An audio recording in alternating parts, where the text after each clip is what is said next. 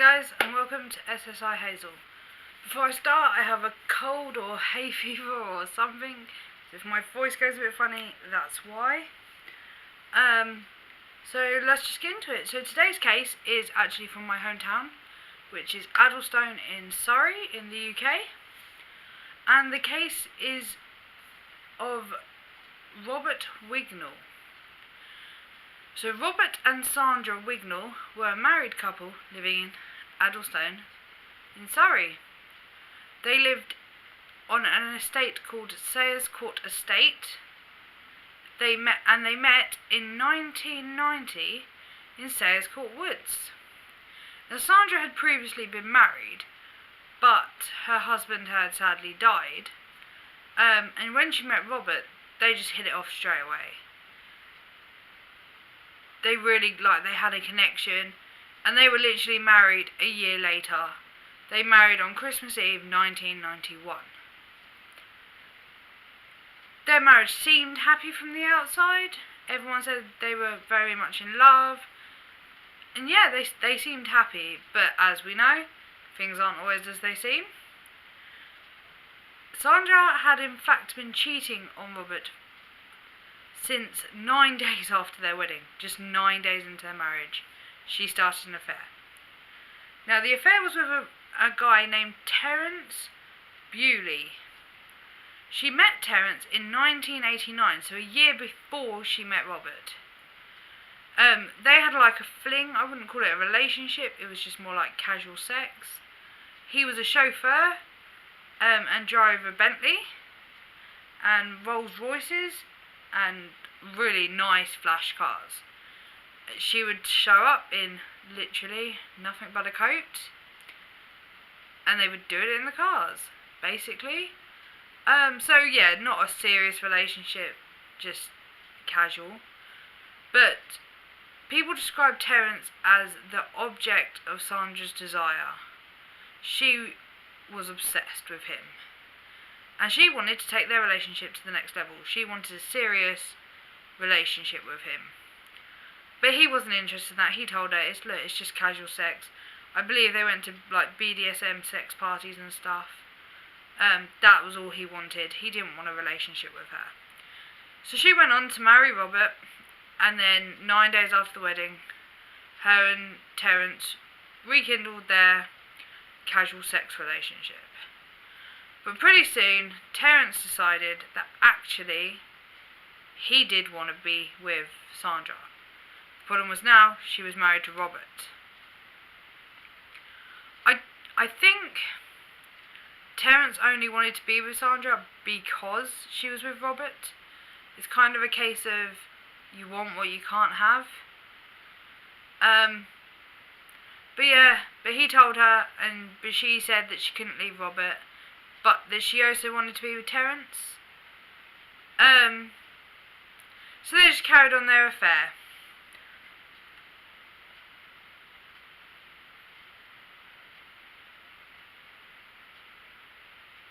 Sandra would complain to her friends about Robert, but not about things like he wasn't abusive to her or anything like that.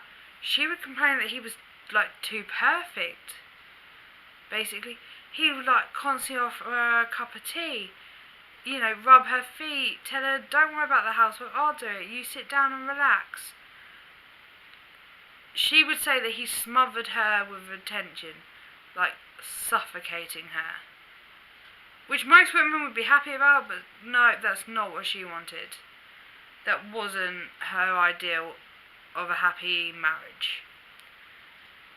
So in the week running up to the murder, Robert had actually started questioning Sandra about mileage on her car was a lot higher than it should have been. Like extra petrol, stuff like that. And he asked her outright if she was having an affair.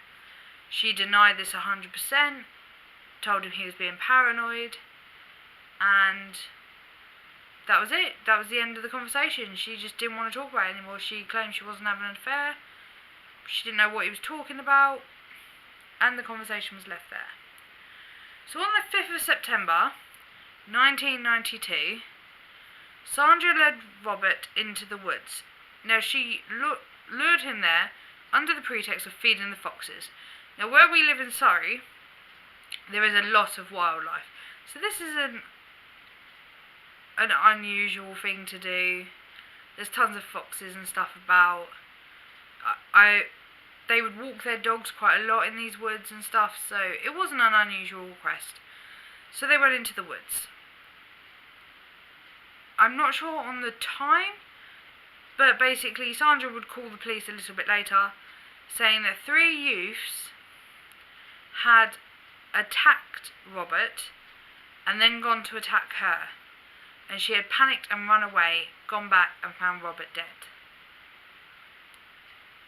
The police obviously straight away taped off the woods, found Robert beaten and stabbed, and they began questioning local youths.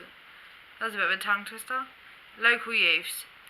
I've spoken to quite a few men that were teenagers at the time and were spoken to, including my partner. He was also interviewed. But all of them had an alibi, or it didn't make sense as to why they would do this. He wasn't robbed. He wasn't, aggressive to anyone. Everyone described him as a lovely bloke.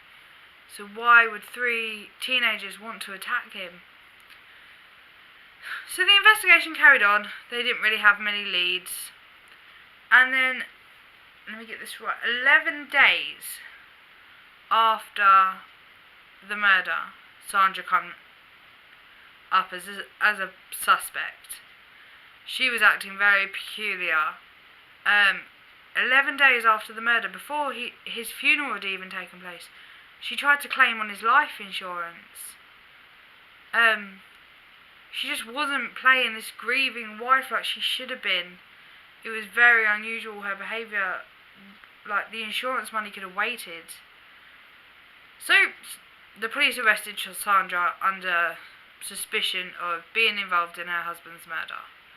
Her brother visited her in, prison, I believe. I don't know if it was actual prison or custody, or while she was being held by the police, her brother visited her, and he said to her, "What do you know about your husband's death?"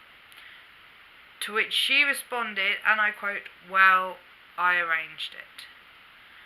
Terence and a guy called Harold Malt were also arrested, and Harold straight away confessed to the crime.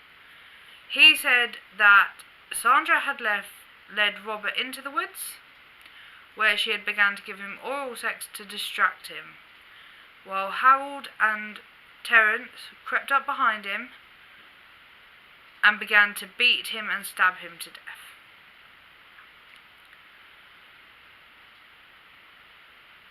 So, yeah, that was it really. They had a confession. Sandra had already confessed it.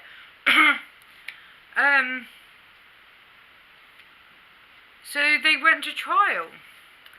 Now, what was interesting that came out in trial is Terence had previous criminal history.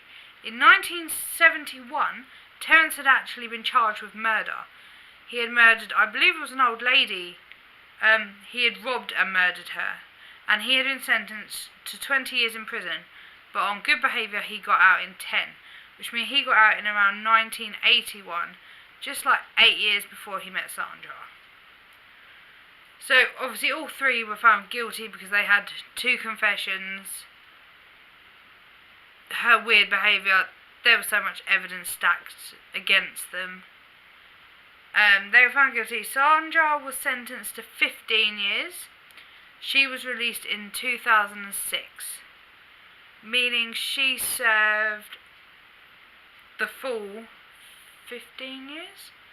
We just worked out, 1993.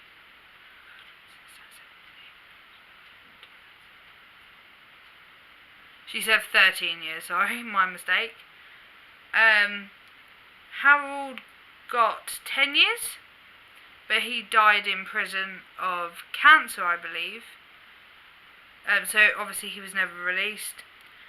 Terence, because of his previous history, was also sentenced to 20 years, but was released in 2012, meaning he served 19 years. Personally, I don't think Sandra or Terence got long enough. I think they should have got life, and I believe life should mean life. Harold, I felt he was more dragged into it, and he really had a conscience. I think that's why he confessed so easily to police. It didn't really involve him. He was forced into it by Terence, and obviously Sandra had asked Terence to do it. I don't know why. I don't know if Sandra's ever given a reason why she just didn't get a divorce. Maybe it was the insurance money. Maybe a divorce would take too long. She couldn't afford it. I don't know. She's never really given a reason. But yeah, sadly, Robert Wignall lost his life, and at least they went to prison. I don't believe it was for long enough, but they went to prison. They done some time for it. But even to this day, when I post it on our Facebook group, if you're not a member of that, SSI True Crime, just go and give it a look.